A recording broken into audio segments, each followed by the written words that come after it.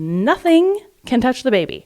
Nothing can touch the baby. Nothing can even be in a 6-foot radius of the baby. The baby cannot be near anything that could ever even think about being closer to the baby and on its face and make it suffocate.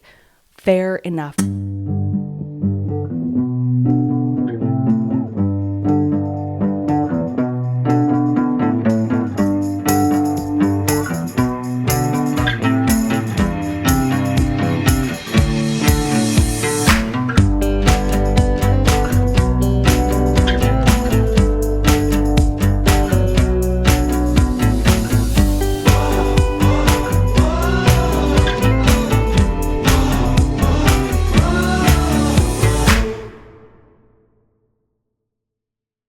Hello and welcome to this week's episode of the Uncovered podcast. My name is Maddie and I used to have anorexia and then I recovered and now I have a life instead and a fiance and a baby and lots of fun things to do with my time, including this podcast, which today is going to focus on probably just like a dozen different things that I've noticed in early motherhood that are totally contradictory to each other that I find hilarious and also devastating at the same time.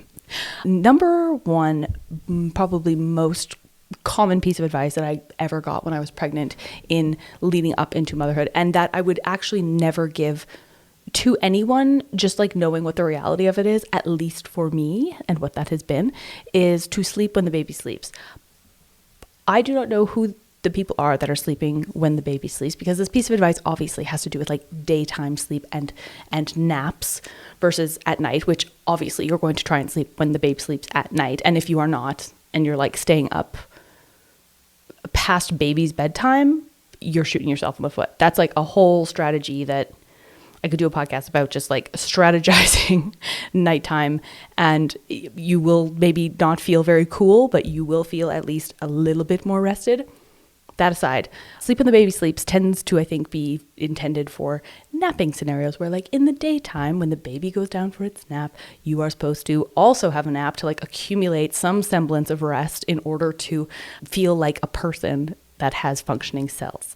And my experience of this is I do not know when or how or where these people are sleeping when the baby sleeps, because the baby is sleeping for 16 minutes at a time, sometimes 40, sometimes 2 hours, but you're never going to know when that is, and you're never going to know when that's not. So to settle yourself down into like a nice little slumber with like an eye mask or like on your bed and not just kind of like nodding on the couch is, to me, hilarious. I'm like, it has never been done. We I think attempted when Bubba was like fresh new to kind of sleep on the couch while he was laying flat on this like change pad, and like maybe twice we did it in his entire life to date, and he is 3.5 months old, that we like took a daytime nap at the same time as the baby. Part of that is because of this, like, you actually do not know when this is going to be. Part of this is because the baby wants to sleep on you. The baby does not want to sleep independently of mom, really, or dad, but like mostly mom, especially if that baby is breastfed, because then, like it or not, they are probably falling asleep on the boob, and then you're nap trapped, because if you move them, then they're awake. And the third thing is that also, when would you ever do anything else that you would like to do if you are sleeping when the baby sleeps? And I get that, like, oh, like, relieve yourself of the pressure to like do anything around the house. It's like, well, maybe I like want to have a shower, or I would like to have a house that I feel like peaceful in, that because it's tidy, or like whatever it is. It's like that stuff can only happen if the baby is sleeping, or like you know, want to have time with your partner one-to-one.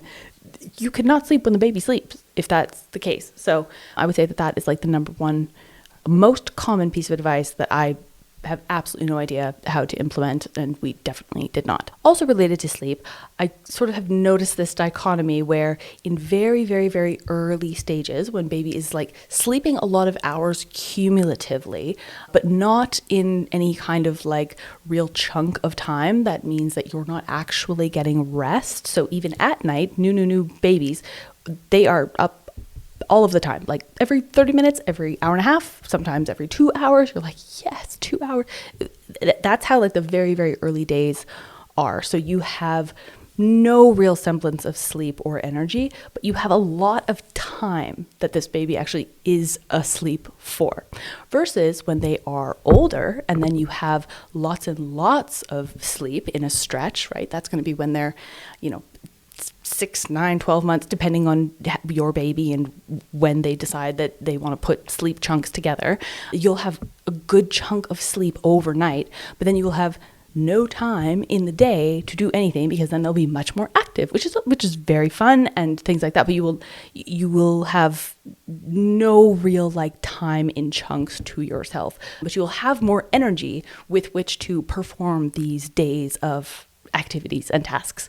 And then in the middle, where we are, and the kind of 3-month mark, 3.5, 4, especially if they go through a little sleep regression, which I'm convinced we may be doing a little bit of, because we went from this very spoiled 8-hour stretch overnight, which I knew was an exception to the rule and not something that I should take for granted. So I didn't. At the age of 2 months to 3 months, he was 8 hours through the night pretty much every day. And now we're back to this kind of 3, 4, 5 hours at a time.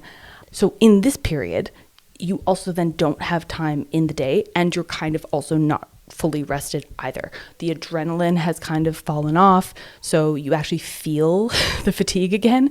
And in the day, they're more active. They need you a lot. They're going through growth, and they, again, do not want to sleep anywhere except for on you. So in the middle, you get neither of those things. At the beginning, you have a lot of time, but not a lot of energy.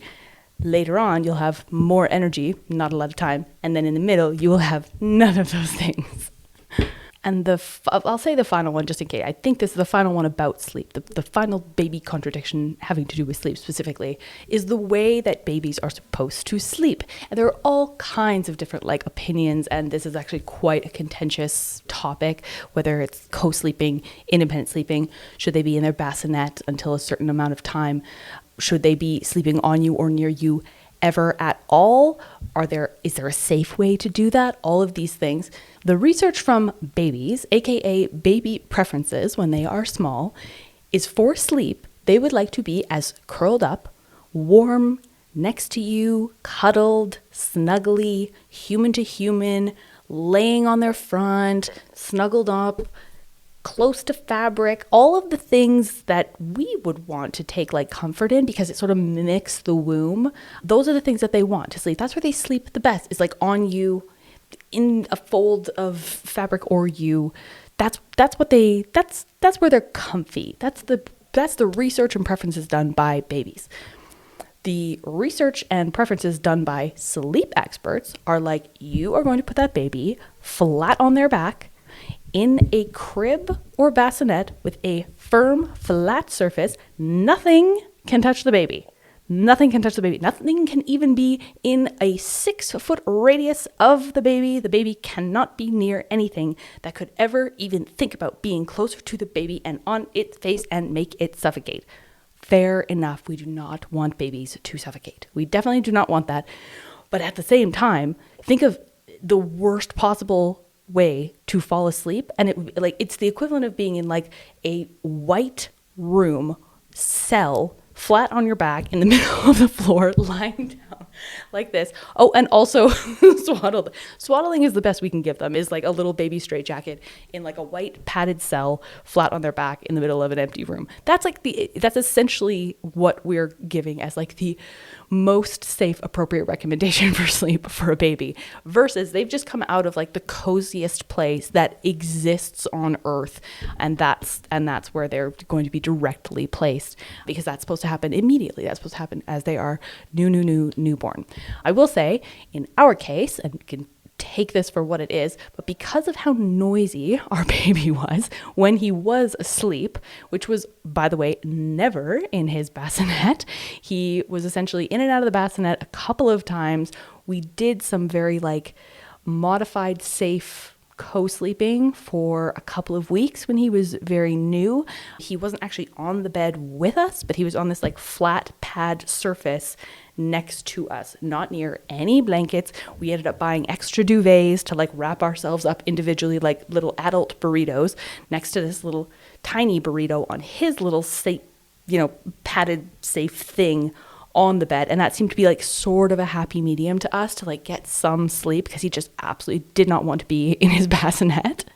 But then he got so noisy, like zoo animal, farm animal, screaming, grunting, groaning, like the newborn noise of sleeping I was ill prepared for. And even though I had heard about newborns being noisy, I was like, we have an exceptionally noisy baby. Like, this is not what they're talking about when they're saying babies are noisy. This is, we're at like a totally, we're out of our depth. We're in a whole nother league of decibels. So we actually ended up trialing him in his crib, in his room, which you're typically only do later when they're a bit older. And that's to prevent SIDS, but there's no real,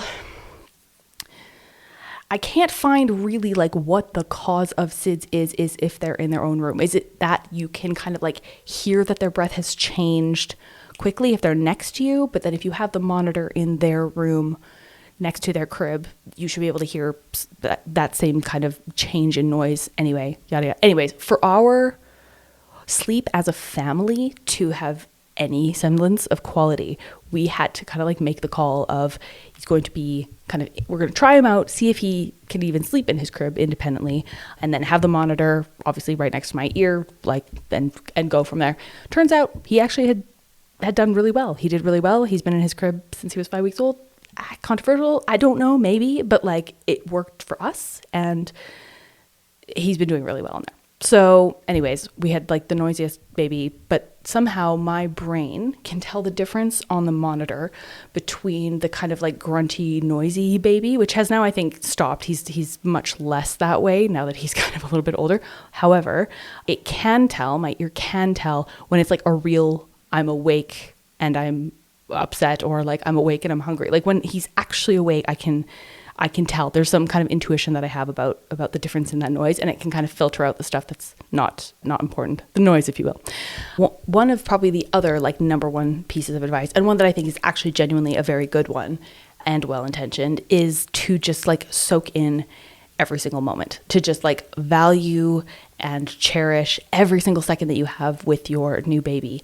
And I feel that way exactly about that newborn phase now that I'm not in it. But at the time, there is also this element where you're like, I need these hours to go by a little bit more. Like I've been stuck on this sofa breastfeeding on and off for 6 hours today trying to get this to work.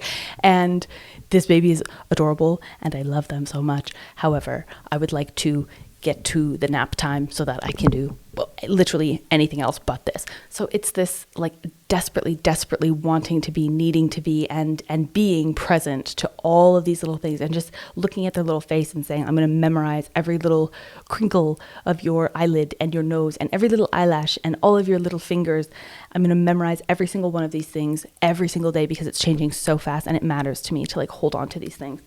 And oh my gosh, I need bedtime to happen, because I need to go to sleep. I'm a subhuman human at that point. And of course, then when they do sleep and you want them to sleep and you want them to be asleep, you also miss them when they're asleep. So if then they sleep for like 2 hours and have a nap, you're like, I would like this baby to wake up now and play with me. Like you can't win with yourself. Like you are in a constant state of wishing for something that is not occurring.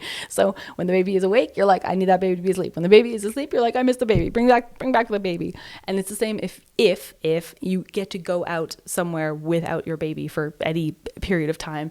The minute you leave, you're like, wow, I've been looking forward to this. This is magnificent. And then 6.5 minutes later, you're like, ooh, I feel a bit anxious. I think I should go home. I think I would like to be with the baby instead. This one is a biggie. This is the like needing and wanting help, but not actually being able to allow it or to let go in any way, shape, or form. And this may or may not apply to your partner or husband or the father of your baby, but it definitely would probably occur when it comes to people outside of that partnership, where you want to break and you feel like you want to break and you feel like depleted in certain moments. And that's just the reality of it. I mean, I don't know, it's my reality that I can be super, super happy about all of the things that are currently going on and loving, most minutes of being a mom. And then also have these times where you're like, ooh, like if I could just have my body to myself for like 36 minutes, that would be really, really nice. And then someone comes in to offer to help and you're like, no, let me do it. You're like, no, I'll do that. And this is a contradiction. This is the thing, is that like, in order to actually have that break, you have to let people help you or ask them or let them do things in a slightly different way than you would do them in that exact moment. Even though you know best, even though mommy knows baby the most intimately, the most intuitively, with the most success rate to be able to do these things, you can let other people help. Here's a good example. And the next episode I recorded is going to be about like how to not have your relationship end when you have a baby. but to be able to let your partner do stuff in a slightly different way than you do it. And as long as that baby is still happy, healthy, thriving, and like there's no actual risk to the baby in the difference in how it's being taken care of, that's fine. And being super anal about every single thing is actually not going to be helpful to the baby because if they're taken care of, they don't care. And it's definitely not going to be helpful to your relationship because nitpicking how people decide to put the diaper that way or put that strap on first is like it actually just like not helpful for anybody. So let your partner help you. And even if that means that sometimes that's going to be a different timeline for getting to the end destination, that's also fine. So the example is, this is an approach that we've been taking to put the baby to sleep, is we called it marinating the baby. So once the baby is kind of fed and snoozy and sleeping, in order to make a successful transition to the crib, and I realize that this goes against sort of the sleep advice of baby should be put in the crib drowsy but awake so that the baby can soothe themselves into sleep. We're not there yet, really. So we marinate the baby in his sleep in my arms until he is like fully cooked, which is the next step after marination. Then he's fully cooked, and sometimes all the way into toast. So like completely KO, like will be put down into the crib and be completely asleep and stay asleep. So that's the process, is we marinate the baby, and it's done in my arms in order to have that be as smooth a transition as possible. Now, occasionally, this process of marination, cooking, and toast does not actually result in the baby staying asleep. Sometimes the baby's having a tricky night and is then, boop, eyes open or fuzzy or needs to be picked up again. So then you kind of repeat the cycle. So then you take the baby back, then you marinate the baby again, and you try it again. Now, sometimes, if that has to happen a couple of times, my fiance will then sort of take over the marination process, if you will. Now, the marination process is always going to be more successful and more quick when a boob is involved, because that is all the baby wants all of the time.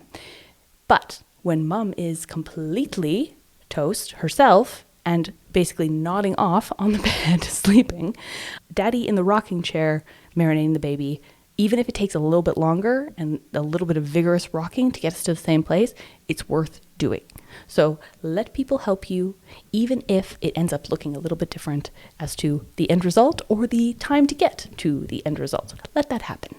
Basically, wanting support, but also wanting complete control over everything at all times. You figure that one out. I don't know. Okay, the next contradiction.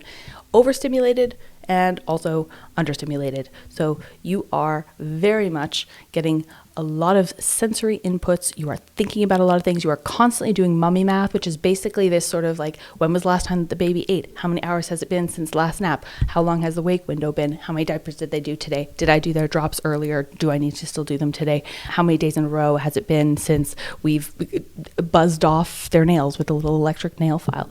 All of this is happening. And so all of that is like firing your neurons at all times. Plus the baby is maybe like needing you, on you physically for like 16 hours a day. and so you're stimulated. You are alert, but also tired. And then at the same time, you are understimulated on sort of these other parts of your brain that are used to having really robust, like intellectual pursuits or having time to think about anything else and like reflect on stuff. If you're like a spiritual person or like a particularly reflective person and you just have time to think things through, even when I like plan this podcast, I'm like sometimes just sitting with my own thoughts or thinking about things consciously, like I can get to something brilliant, maybe not brilliant, something good at least. And if you are just like always overstimulated on one hand, like these other things just like don't have space or time in your brain in the same way. So you end up sort of having this experience of, do I know anything except for baby things right now? Like, is there any other knowledge that I currently possess? And something that is been really, helpful in sort of combating this is to have like an intellectual partner to talk to about adult things. And so even if you're not caught up on geopolitics, maybe they are, and then they could tell you things, or you get a little bit of time and so you end up doing a little bit of news, or you listen to a podcast here and there, and like that keeps you kind of just like staying sharp is a difficult thing to do or to feel like you're doing in the very, very early phases. I feel like it's come more online for me now, let's say in the last, I don't know, maybe like 2 months. So it's probably only like a month and a half where you're like, I have no thoughts of my own that are not related to if this diaper size is correct or not. Time is completely irrelevant when you are a new parent because you have no real concept of day and night for an extended period of time, but also the days can feel and the hours can feel quite long. I find the sort of mid to late afternoon is approximately 7 hours long, but overall the weeks and the months compress. I'm like, well, he just came from the hospital 2 weeks ago, but actually it was 3.5 months ago. So like the days are long, the weeks and months are short. One really big one that I'm sure all mothers go through is this fierce, fierce love that you have for this little tiny new human. And at the same time being like, I would like to just not do this for a couple of minutes. I would like to just take a little break from this, loving them so intensely, being like, I cannot breathe without you existing. And also I would like to just have a brief pause for myself. That feels insane in your brain to like want both of those things. I want to be around you 24 hours a day. I want to not be around you for this particular second that I'm in this. And then the last one I would say is this paradox of ability and capability and like doing a good job where you feel like the most capable and in some circumstances the only capable person for taking care of your child. And then also at every turn feel like you have no idea what you are doing. Like you start to like gain some ground and you're like, oh no, we're not sure why, but this has changed. Just when you start to get comfortable with like a routine or a hack or like something is working, it blows up. It doesn't work anymore. Try something new.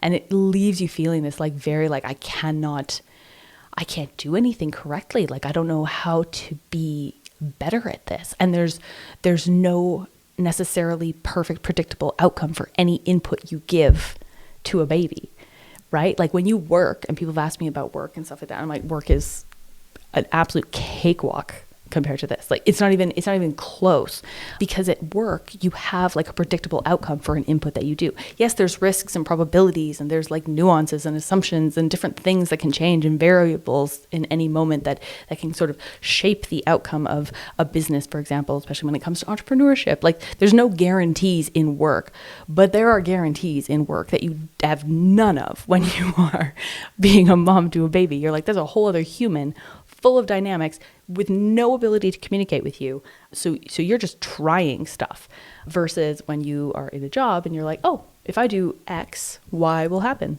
And that is pretty much a guarantee. So you have this like experience of, I have no idea what I'm doing.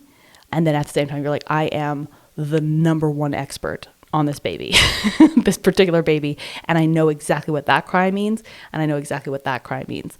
So it's this total paradox of expertise and complete naivety in the mothering space. So yeah, those are some of my, I don't know, maybe top 10 favorite contradictions that I have experienced in the first 3.5 months of motherhood. Call it the fourth trimester. What the fucks.